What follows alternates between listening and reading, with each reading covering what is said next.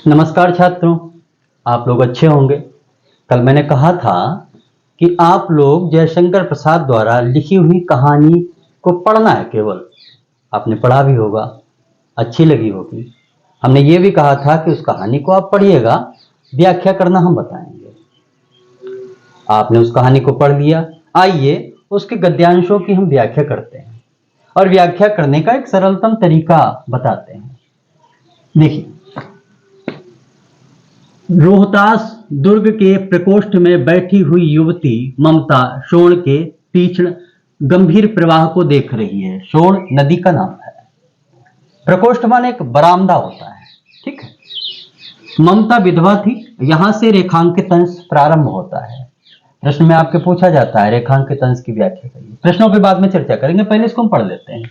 ममता विधवा थी, उसका यौवन शोण के समान ही उमड़ रहा था। अर्थात उसके यौवन में और शोण नदी में समानता दिखा रहा है लेखक। मन में वेदना, कष्ट, मस्तक में आंधी, आंखों में पानी की बरसात लिए वह सुख कंटक शयन में विकल थी। शयन माने सोने। वह रोहतास दुर्गपति के मंत्री चूड़ामणि की अकेली दुहिता थी। दुहिता का मतलब होता है पुत्री थी, एक ही पुत्री थी। फिर उसके लिए कुछ भी अभाव होना असंभव था, अर्थात उसको किसी प्रकार की कमी नहीं थी। परंतु वह विधवा थी। हिंदू विधवा संसार में सबसे तुच्छ निराश्रय प्राणी है। हम रेखांकित अंश की व्याख्या, इससे पहले आपके एक दो और प्रश्न पूछे जा सकते हैं। दो तरीके से पूछा जा सकता है कि उपरोक्त गद्यांश का संदर्भ लिखिए, या इस तरीके से उपरोक्त गद्यांश के पाठ का नाम लिखिए और लेखक का नाम लिखिए। कोई भी प्रश्न पूछा जाए आप इस तरीके से उत्तर लिख सकते हैं। उत्तर संख्या 1 का संदर्भ, प्रस्तुत गद्यांश ममता कहानी का अंश है और जिसे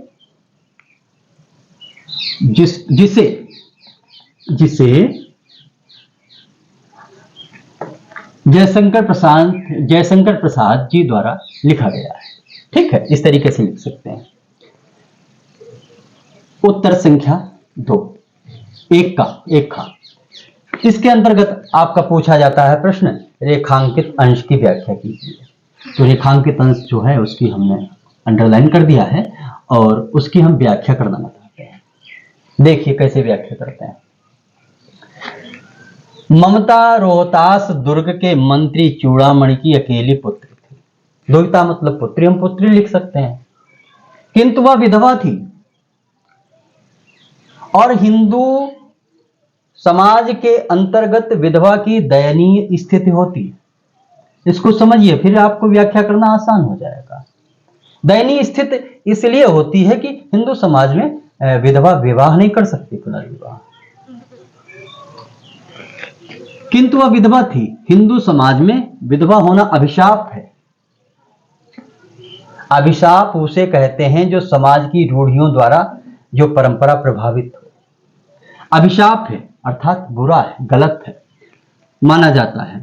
प्रसाद जी उसकी मनोदशा का विवेचन करते हुए कहते हैं। उसके बाद में ममता की जो मनोदशा है उसका विवेचन, उसकी बात करते हुए कहते हैं, विवेचन करते हुए कहते हैं कि उसका यौवन भी शोण नदी के समान उमड़ रहा था। जिस तरीके से शोण नदी उमड़ रही थी उसी तरीके, वो देख रही है ना प्रकोष्ठ से बैठी, जिस तरीके से शोण नदी उमड़ रही थी उसी तरीके से उसका यौवन उमड़ रहा था। तो उसमें समानता दर्शाई, अर्थात उसके यौवन एवं नदी में अद्भुत समानता थी। उसका मन वैधव्य की वेदना से पीड़ित था। विधवा थी इसलिए उसका मन पीड़ित था, व्याकुल था। मस्तक में लोकापवाद की आंधी चल रही थी। लोकापवाद क्या है?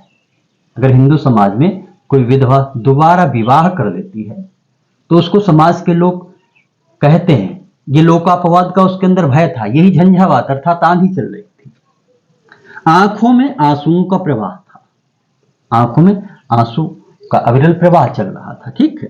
उसका मन सुख की शैया पर सोने के लिए व्याकुल था। वह भी सुख की शैया पर सोना चाहती थी। किंतु हिंदू विधवा के लिए वह कांटों के समान है, यही उसकी वेदना थी। सुख की शैया पे अर्थात हिंदू विधवा को विवाह करना अनुचित माना जाता है, इसलिए यह उसकी वेदना थी या उसके कांटों की सैया पर सोने के समान था। इस तरीके से हम व्याख्या कर देते हैं। तीसरा प्रश्न आपका जो किताब में पूछा गया, जो हमारे पास किताब उपलब्ध है, उसमें लिखा हुआ है कि रोहतास दुर्ग कहाँ स्थित है। तो आप किताब के माध्यम से जान सकते हैं कि रोहतास दुर्ग बिहार राज्य के भोजपुर क्षेत्र में स्थित है।